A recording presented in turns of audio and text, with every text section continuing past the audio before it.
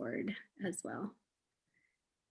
All right, so I am going to just kind of, again, like I said, I'm going to kind of go through and just share some tips. Some of these might be time savers, some might just be cool things that you didn't know before. If after I get through some, you want to just scroll through the presentation on your own and hop off, I won't be offended, but I don't think this will take a full hour or anything like that to go through. So let's take a look. So again, I just want to start by saying that if you're at your limit, find the things that you think are going to, you want to be, that you think might be useful for you right now. What do you want to file away for later? Like I said, again, these are things that I've come across over the last couple months, and they're things that I kind of added in slowly over time. So even if you find one thing or two things, that's great. And you can always be like, oh, there was that thing earlier that I want to jump back for. The first one is really just to talk about kind of narrowing down your tools. And I know we've talked about this at other workshops. There's so much out there in terms of educational technology. And I went to this webinar, and the guy at this webinar was talking about kind of finding your MVPs, like what are those things that are going to meet the most number of your goals with the fewest number of tools. And so this guy wrote down these are the notes I took during the webinar, but he wrote down what are his goals as a teacher. So he first did that, like, what are the things you really want to do? And he kind of listed all the things that are really important to him. And then he, tried out a lot of different educational technology tools, but then he narrowed it down, and his MVPs were Flipgrid and Screencastify, Edpuzzle, and either Pear Deck or Nearpod, both doing kind of the same things. And then it was really cool because he kind of went through each of these goals that he had, and he checked off which of these tools would meet that goal. And it was kind of neat to see that, you don't need to have, however many this is, 15 different tools to reach every single goal that you have. You can really meet a lot of these same goals using the same tools. So find the ones that work the best for you and then stick with them. You might see a new one and try it out, but realize, wait a minute, I can achieve this goal with the same thing. I've talked to a lot of people since doing the Jamboard presentation, and a lot of people saying, well, why would you use Jamboard? When would you use Jamboard over using Pear Deck or Nearpod or something like that? They seem so similar. And so we've been able to talk through a little bit, like, totally true. Like, there might be a lesson where Pear Deck or Nearpod is exactly what you needed and you already know it, but there might be something later on where Jamboard seems like it does something that the other one won't. So just to kind of always keep that in mind, I think it can be kind of paralyzing to have so many options. That's why I don't like going to pumpkin patches, because I get like overwhelmed by the options and I have a hard time even picking a pumpkin, right? So like, I want a really small pumpkin patch where there's just a couple to choose from. So just keep that in mind. I think we've talked a little bit about this before, but I just wanted to remind you, now that you're kind of well into the year, if you find yourself writing that same email over and over again, your student isn't turning in homework assignments, or here's the link again for this website, or whatever it is, you can save templates of a specific email message, and you can really easily from your email grab that template and not have to write the whole thing over again. So this video, I think it's really short and it's really clear and explains to you how to set up email templates. And these are just step-by-step guidelines. So anybody that's wanting, like, thinking that might help save them some time, either of those resources on there, I won't go through the steps right now, but either of those resources would help you set up email templates. For anyone, this one, again, has been such a huge time saver for me. The fact that I'm creating curriculum where I insert photos a lot, and I'm creating slideshows and presentations where I'm inserting photos a lot, I was taking a lot of screenshots. And I was always just using my keyboard shortcuts of whatever, Shift Command 4 or whatever it is, and drawing the little box. And then I was needing to open up the preview if I wanted to annotate that image at all, or tweak that image at all, or add writing or arrows or anything. And so it was taking a lot of time. And then I'd have saved screenshots all over my desktop and it would be really messy. I'd have tons that I'd have to clean up and throw away. So this extension, it's called Lightshot, and this icon right here is a link to the page, the Google Store, Chrome Store page, if you want to grab that that tool. But it's one of the best extensions I've added if you're doing a lot of screenshotting. So all you do is you have it up here in your little bar of extensions, and you make sure under the puzzle that you've pinned it, because then it'll show up in your bar right here. And so when I click on it, it highlights my screen. It should highlight my screen, yeah. And it's just telling me to select the area that I want to screenshot. So let's say I want to screenshot this photo, but then it gives me all these options right there in the screenshot. So I can add an arrow to it so that I can annotate and show someone what I want to do. I can add text to it if I want to. And then down here, it's going to give me all these options. I can either just copy it right there, which is my favorite option, because it's copied then to my clipboard and I can paste it into my presentation or my slideshow. It doesn't save on my desktop and clutter my desktop at all. It's just saved as like on my clipboard. Or if I do want to save it, I can click right here and save it to my downloads or to my desktop or wherever I want it to go. Maybe you have a screenshots folder. So anyway, I find that this, even though maybe it's 30 or 40 seconds of annotating a screenshot, if you're using screenshots a lot, it adds up. And this tool has been super, super, super helpful for me. The next one is just calendar reminders. If you're using your calendar. Hello? Is that audio weird? Did something weird happen? It did for a minute. Okay. A second, it's gone. Okay. If you are using your calendar regularly, just a reminder that you can set up notifications for yourself. So notification down here means that it'll pop up on your desktop as like a little on-screen reminder, but you can also get email reminders. And if you're the kind of person that wants to like put a meeting on your calendar, but then not have to think about it again, or, that's going to be different for everybody, but you can set up multiple reminders so that you can do what works best for you, however often you want and however you want to get reminded about your calendar events. I just wanted to remind you that you could customize that.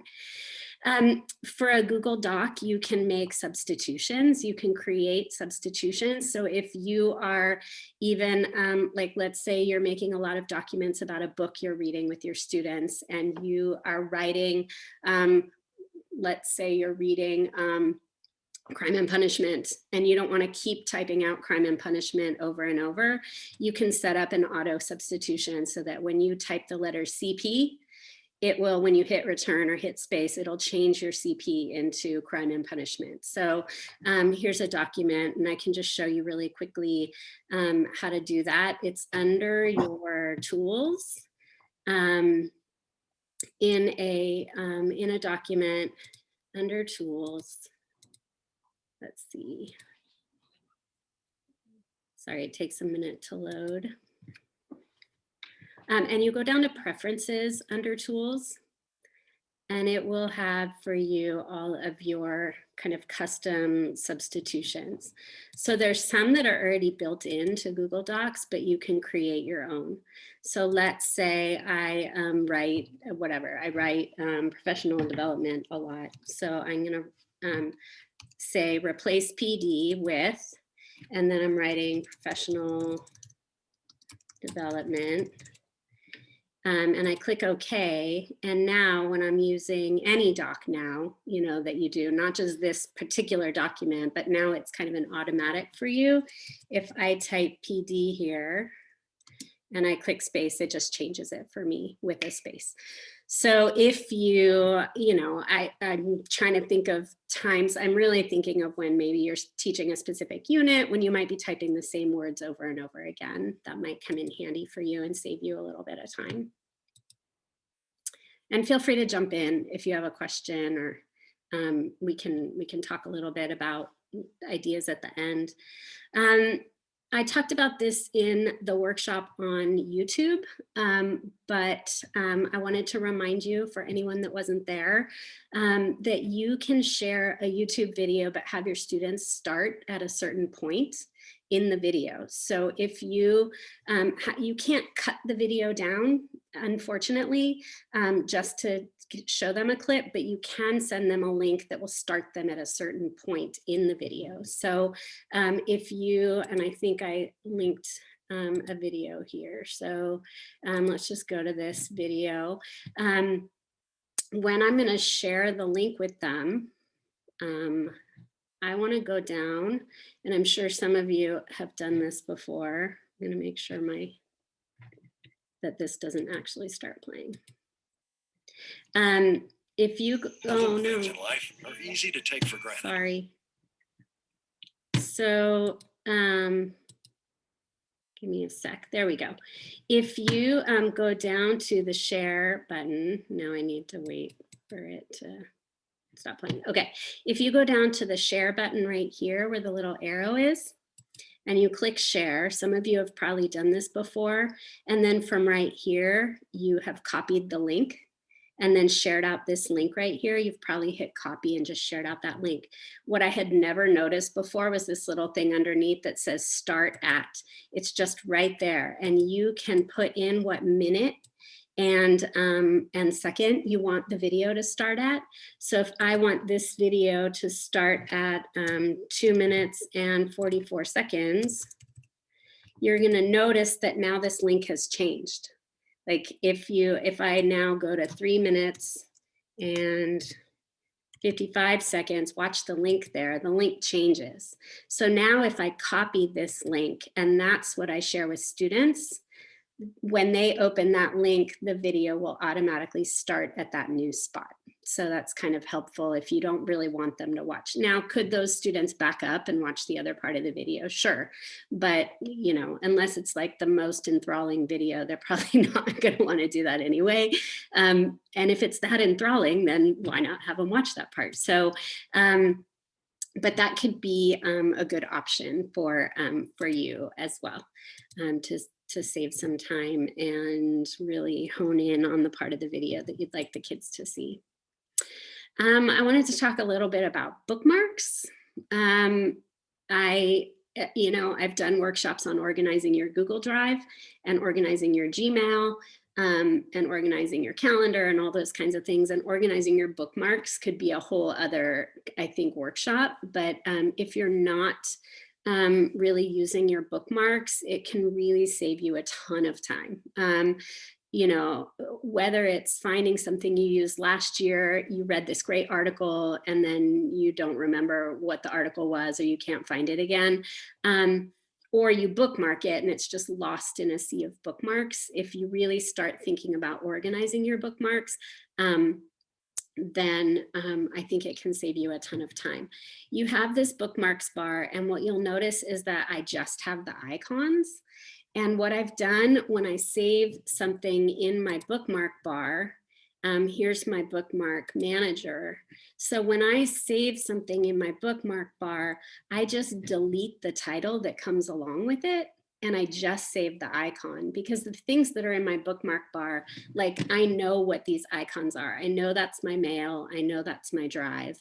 I know this is YouTube. I know that this is my website.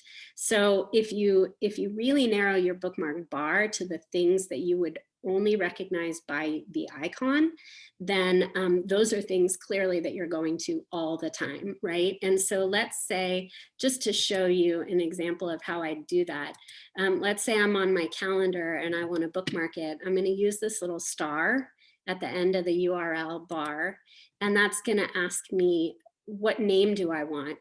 So if I wanted this page of my calendar in my bookmark bar, but I only wanted the icon, I could just delete the whole name. And now when I'm done, it added, you see it added the icon. Hey, Jen. Yeah. I found it didn't show us that. Can you just tell us what it didn't show us your choices? It's funny. Oh. What did it say to you? You don't see an edit bookmark thing up there right now? Oh, that's so weird. So Yeah. I have a little box that says edit bookmark, and there's Okay. a line that says name, and it said like calendar January 5th, like it had a Mhm. whole title. And I just cleared out that part where it says name. Okay. And under that, it says folder and ask me which folder I want to put it in. And you can either create a folder for bookmarks, like maybe you have history, you have language Yeah. arts, you have whatever you have. But there's a folder called bookmarks bar, which is where I Right. kept those. That's so weird that that's not Yeah. showing. Because this saved me so much time when I figured that out of having the ones that I go to all the time right at the top. Yeah. But I don't know how to take the name off of it. So if it was just an icon, I think I could probably fit more on Yeah. my bar. So can you see that now? Yeah, I can see Okay. that. So if I go to my bookmark manager, can you can see what's happening now?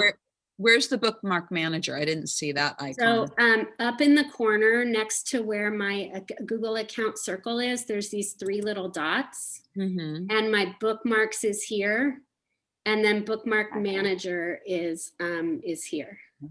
Okay, it's Up off. at the top, yeah. Can you see it? Uh, I can't because everybody's pictures are along the side. Oh, I right, see. yeah, yeah. Okay. The other thing that you might notice that I did was you'll see this blue star in my toolbar.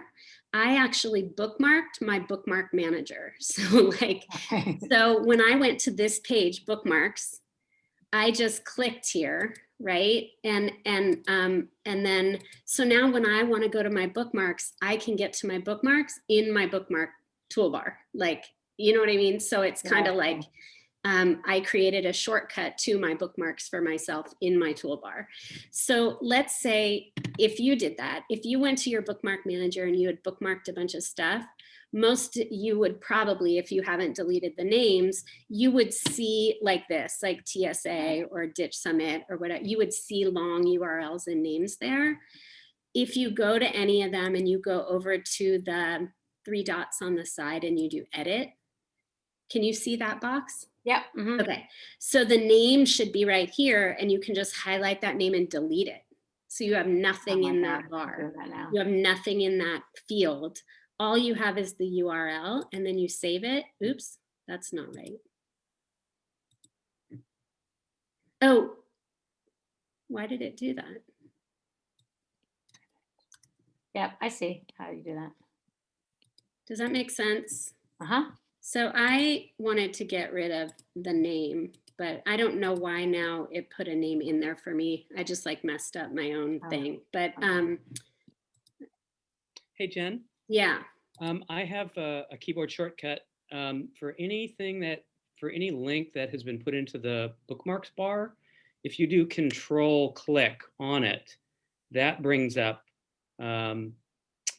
that actually brings up that little edit thing. So click on like the Ditch Summit. Like if you do a control click on your Ditch Summit up in your bookmarks bar. Yep. Yeah, control click, there you go. And then I can edit it and I can take directly from there. Yeah. So you don't have to go all the way to the bookmarks manager. Okay. That way. So Jen, so if you delete the title, then it will just leave the icon? yeah. Okay. So you really want to just do that for things where you know what that icon is. Like these are the things you go to all the time. For the other ones, you want to create folders and like it doesn't really matter if the URL or the long name is there because you're going to access that by going, you know, to your bookmarks, to your bookmark folders, right? So you can get to all your folders. These are ones that haven't been put in folders, but yeah, thanks. That's Tobias, that's a great shortcut. So here up in the top, I can right click or control click and edit that. And I can move it to a different folder. Or I can get rid of the name if I want to. I wouldn't, you know, obviously when you're so busy, I don't think I'd spend a huge amount of time. I mean, I might edit what's in your bookmark bar. I don't think I'd worry too much about now starting to organize bookmarks you already have. Like that's a great summer project, but it's a great thing, just like organizing your Google Drive. If you start from now, like from this day forward, organizing what bookmarks you have into folders or deciding where you want them to go, then you're going to start to see what types of folders emerge and like where you can start to move stuff eventually once you bring it up again, you know. So I just wanted to mention that. I don't know. It's been great for me, and also I've seen a ton of people who have so much in their bookmark bar that then stuff goes off the page, and like then there's this whole other menu that kind of pops up on the side. And so I forget what workshop I was at where they gave us the trick of like deleting the name and how much like room that saves you in your bookmark bar, and you just learn the icons. So and like this one is, you know, I have my regular Google Drive, but I have a TSA like folder in my Google Drive that I go to the most in my Google Drive. So that's why I have 2 up there, because if I just want to access straight to that folder, I've bookmarked that so I can just jump to it right away. So anyway, hopefully that's helpful. Let's see, what else have we got? Using templates, just I just want to emphasize, like for graphic organizers, for slideshows, for games, I mean, really the resources that are out there are just incredible. And in these last like 3 or 4 months since I've been doing this job, I've noticed it even more. Somebody has probably already made some amazing version of what you're dreaming up in your head. And this can be for, you know, an assignment. It could even be for, you know, I'm thinking of Seesaw because I know there's some lower grade teachers with us, and I'm thinking like, even if it's not the exact Seesaw assignment, like all complete and done, but it's the template of what you want to upload into Seesaw to do like a draggable activity or something like that, there's a good chance that's been made. And a lot of it is just free with a Google search. You know, I'm not a huge fan of teachers pay teachers for several different reasons, but you know, a lot of times you can find what you're looking for. These are links. Ditch That Textbook has the most incredible templates that I've ever seen. Slides Mania is like this slideshow. You know, there's just, if you're doing a lot of slideshows and you're tired of just starting with blank slides, you know, just having a little template already made is really helpful. She has amazing stuff. Twitter, I mean, if you just go to Twitter, you don't even have to have a Twitter account. If you just go to twitter.com and you write like, you know, comparison chart template, you know, a lot of Twitter is where ed tech people live and breathe and post all their stuff. It really is. Like, I hate being there, but you kind of have to be there if like that, you know, there's so much there. And then HyperDocs, all those templates are there as well. I just wanted to remind you that all that stuff is out there. This, I made the slide and then I tried it out a bunch and it was a little wonky, but I know a lot of people are making a lot of Bitmoji classrooms and making slides that have a lot of images added in now. And so I saw this cool video of how you could use the tools option in your Google image search. I didn't even know that was a thing either, but if I search for taco and I click on images, then under images, there's these tools. Oh, wow. And if I click on tools, then you can go to color and type and all these different kinds of things to refine your search, but there's a transparent, because a lot of times for a Bitmoji classroom, you just want that transparent image with nothing attached to the background. And so according, you know, it would be really nice if this was actually worked 100% of the time. But what I found was that when I went to drag a lot of these, they're not actually transparent, but I think it narrows down your choices. So this, after I made the slideshow and I tested it out, it's not perfect. When it works, it's awesome. But even just knowing that there are some more tools to a Google image search that you can look for things like, oh, I actually wanted a black and white taco, or you know, that there are some other options for when you're doing a Google image search, transparent being one of them. I use a lot of clip art when I'm doing slideshows and stuff. So even the fact that there's a little place where you can identify clip art. So just know that there's some more detail to Google image searches. And this was actually one that was a transparent background that I found. And I was able to actually just go like this and like take it and drag it to here and drop it right in the slideshow. Like, I didn't know I could do that. I thought I had to download this image or take a screenshot and then upload it. I didn't know that I could literally drag that to the tab of my presentation and drop it right there. So that is a time saver as well. Let's see. So this one, if you embed videos in a Google Doc, they've made some changes to this. And so it might be a good thing to teach your students to do. If I have this is a link to a video, right? And now Google Docs will open a preview of the video right there within your document, which they haven't done before. It's kind of a new thing that they did. If your students or you click the title up here, it's going to open a new tab and take you to YouTube and take you down that whole rabbit hole of YouTube. But if you teach your students to click on that link, wait till that preview opens and do open preview, then your video opens right there from within your document and it doesn't take you all the way to YouTube to watch the video.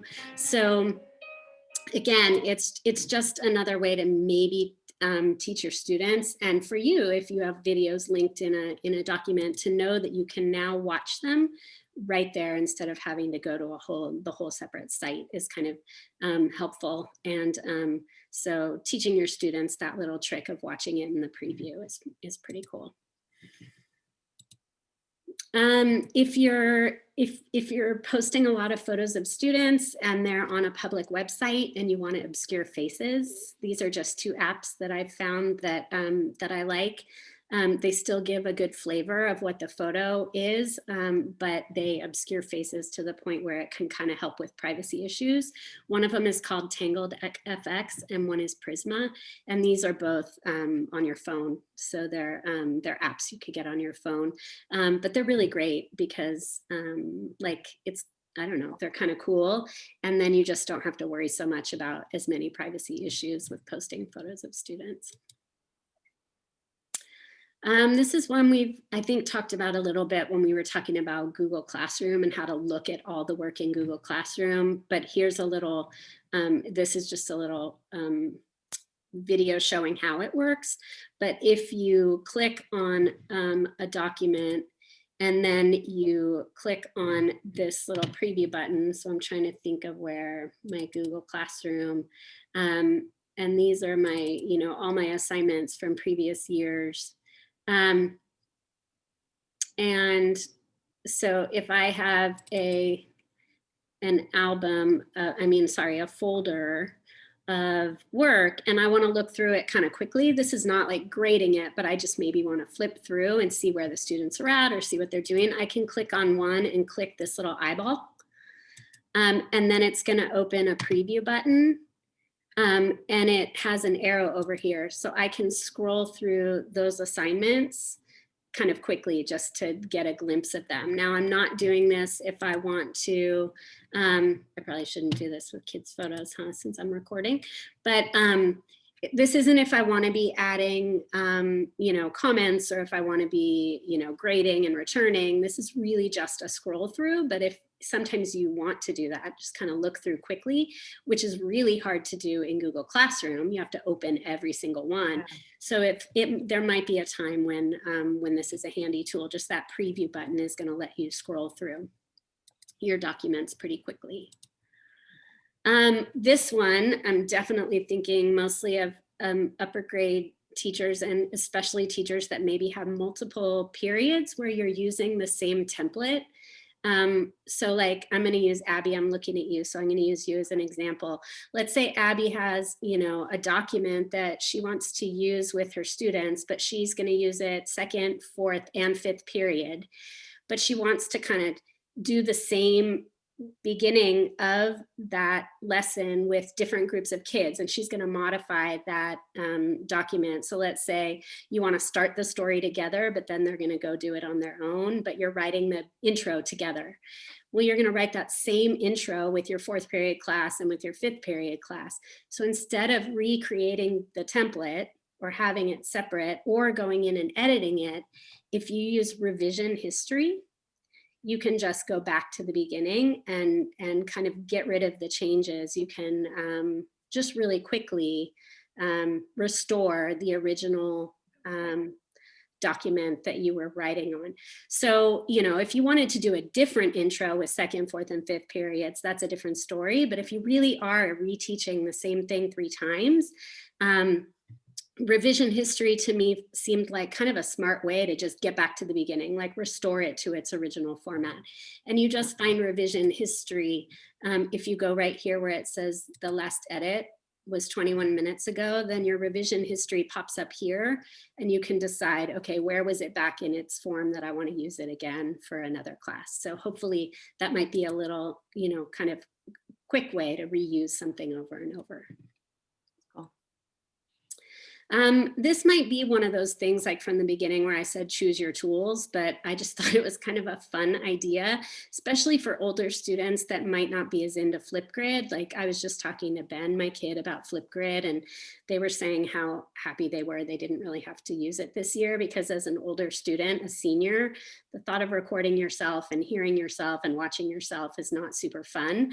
And so you can get a free Google Voice number. And so it's kind of a cool idea to set up a Google Voice number, but having this almost be like an empty phone number, right? Where your students could call and recite their poem or do a dramatic reading for you or record themselves, read you their story or their article or whatever it is.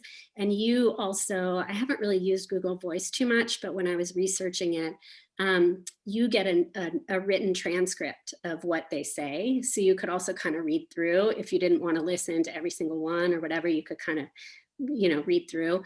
It's a similar Flipgrid kind of idea, but I think for older students, it might be, you know, kind of fun for the kid to make a phone call and read to you in a different way than recording a Flipgrid video would. Again, I haven't used it, but I saw another teacher that was using it for having students call in and do readings, which, you know, if they can hear themselves? I think it's just like making a phone call. Yeah, yeah, which could be kind of fun. Totally. This one is just, this one again, when I learned how to do this, which is kind of recently, is how to merge together cells in a table. I use tables in docs all the time, but sometimes I want like one table, but I want a title at the top of the table with cells underneath it or something. So just highlighting cells, and then you go to merge cells, which is under the format button, and then you have your title, you know, cell, or if you wanted to merge these two, I mean all these 4, so that you had one block column. And then for a long time I was just making a whole separate table to have like a title bar and then a table underneath it, and then I learned how to just highlight and merge those. So I can show you really quickly how to do that if you'd want to. Oh, I'm still in revision history. So if I added, this is just kind of a random document, but if I inserted a table, and you know here that with table you can add as many, you know, columns and rows as you want. But let's say I wanted this to be my title. I'm going to go there and highlight all the cells that I want to merge.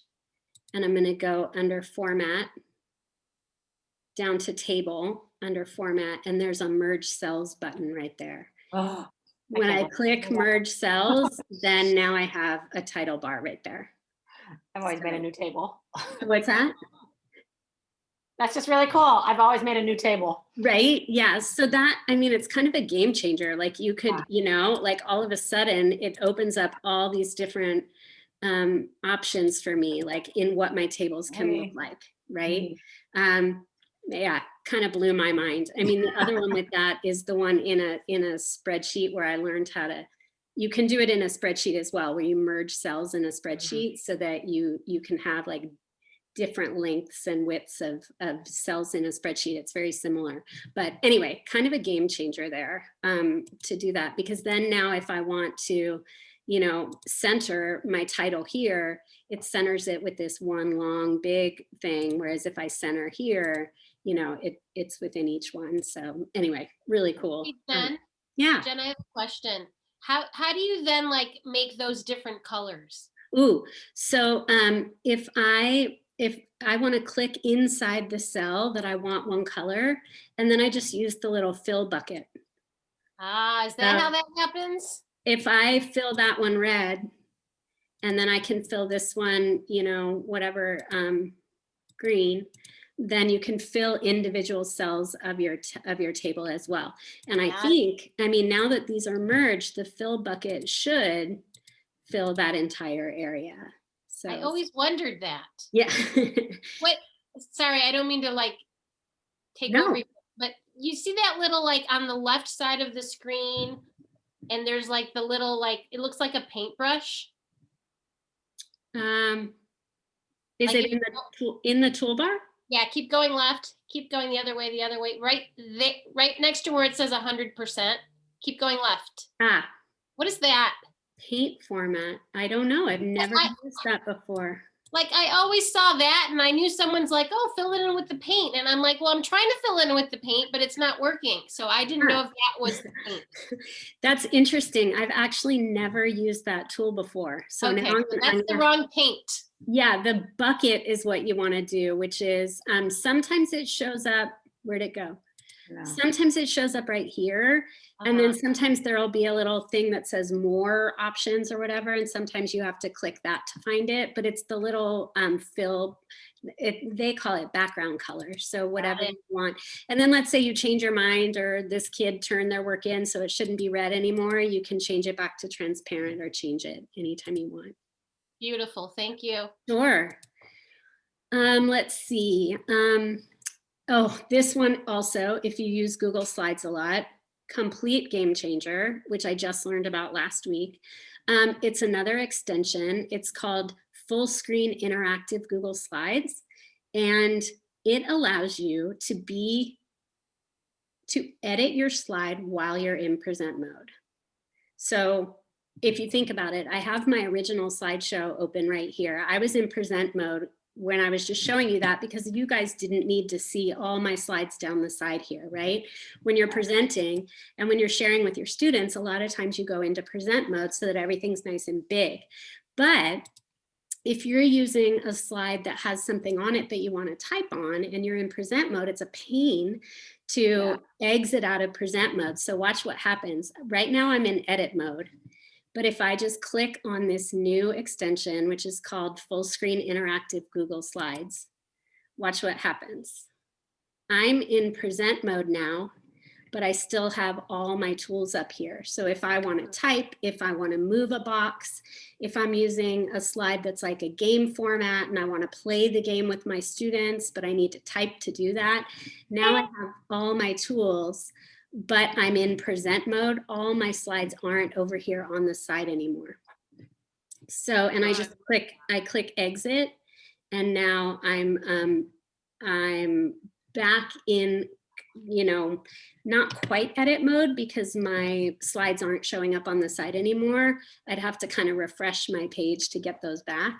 But that I think is another huge helpful extension to have if you want to interact with your slides while you're with your students, but you don't want it to be in that edit mode where they see all the slides that are coming up. Yeah. Does that make sense? Totally. Yeah, I could have used that today. Yeah, I do that every day. Okay. It seems like it should just be an update to Google Slides, but you know. Yeah, no, it's really, I mean, come on. yeah, it's really interesting. Oops, sorry, I'm going the wrong way in my slideshow. I just have two more, you guys, and then if there are questions or anything else, just a reminder that again, if you have a document or a slideshow and you want to add some verbal instructions, that again, this I use talk and comment. A lot of people like the extension Moat, and I know we did a whole workshop on extensions, and that slideshow is shared on the website. So if you want to see more Google extensions, like we've done a whole workshop on that. But this one, just in terms of inserting audio instructions, like I know in Seesaw, lower grade teachers are able to record themselves explaining the assignment. And I think at upper grades, that would be really nice to also add just some audio, like our voice, like talking about the slide or the instructions. So once you insert, once you install talk and comment, I don't really need to have it pinned, because you'll notice, can you guys see that there's a, oops, there's a teeny little microphone over here. Can you guys see it? Yes. Yeah. So it's just always there. Like it's just always there and hanging out whenever I'm on some sort of document that can host it. Like even in my email, if I'm in my email, it's still there. I could like say an email and then paste it in my email, and the person getting the email would get my audio file, not my written email. So it just kind of hangs out and lives open on your computer. So like, let's say I wanted to add some of my own audio to this slide right here. I just click here. Isn't it really cool how I could add audio into this slide just by doing this? And then I click stop, and it gives me this link, and it's been copied. So now I can just paste, oops, I can just, sorry, you guys.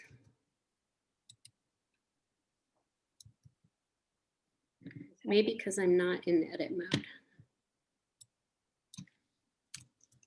Your extension.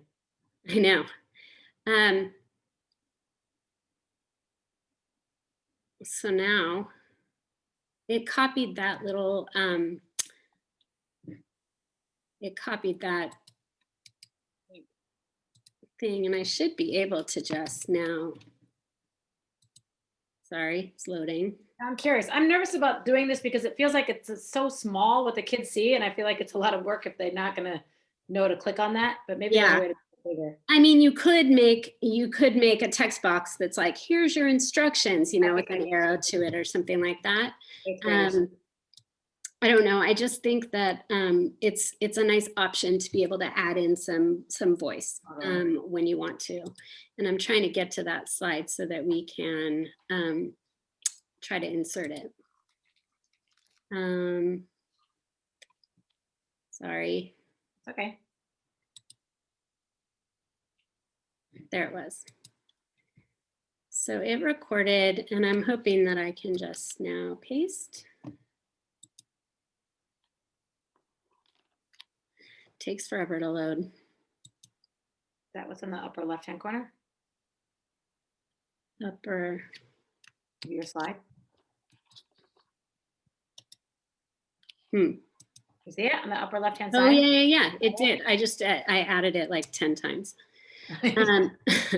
So, yeah. But when you, like, I don't know, when I've done it in the past, it's been like a little like audio bar, right? So it's not just a link that they have to click on. It's more of like, if I drag it over here. When I've done it before, they've gotten like a little audio bar. Abby, have you seen that? I've seen that. For me, Yeah. it's always been an audio bar. Yeah. So I don't know. I think maybe because I'm doing it in such a weird roundabout way. That I'm not quite sure, but when I've loaded them before, it's been like this little audio bar, and the kids literally just click on it and it plays right there. It's not like a link like this. So anyway, just talk and comment could possibly have some good uses for you. It actually could even be great, you know, like a voice to text kind of thing. If you're tired or you're doing, you know, you just don't feel like typing out another email and you just want to talk, you could do that as well. And then the last one that I wanted to share with you, and literally this is the one that I learned yesterday. I said I was yesterday years old when I learned this one. And it's that, like, okay, so I don't know about you, but when I open my computer in the morning, I open my email, I open my Google Drive, and I open my calendar. And I pretty much leave those three things open all day long. No matter what else I do on my computer, I leave those those things open. Just like you can save room in your bookmark bar, you can save room up here too. If I right click or control click, I can pin that tab and my mail just always stays up there. It never goes away. And so I pin that tab and it's there. Now, if I close, which I don't want to do because I'm recording and I'm, I don't know what's going on with like Zoom and everything. But if I close my browser for the night and then I reopen Chrome tomorrow, it should automatically have these pinned tabs automatically there for me because I pinned Wait, I'm them. a little slow here. Where are you going to get? Yeah, how'd you pin it? Okay, so wait, let me move. I have my Zoom bar moved. So I go to the tab, right? This is my calendar tab. Right. And while my cursor is up there, depending what you're using, you could either right click, or if you're on your MacBook, you could control click. Okay. And when I right click it or control click it, I get this little menu. Okay. And then I just went to pin. Got it. Thank you. And now I have 3 pinned tabs that are always going to be open. When I open my browser in the morning, I know that my mail, my drive, my calendar are going to be pinned there for me. And I don't have to like, I mean, now that you have them neatly bookmarked in your bookmark bar, they're easy to find anyway. But if you open them every morning and they're just there for you, it's another minute you just saved. So, so kind of a cool thing, if you ever want to close it, you click it again and you can unpin. Mhm. So then you can, turn it into a normal tab. And then if I were to close my browser and open it up, then those wouldn't be kind of saved there for me, if that makes sense. And I think that's it. So I'm going to stop sharing and I'm going to stop actually recording.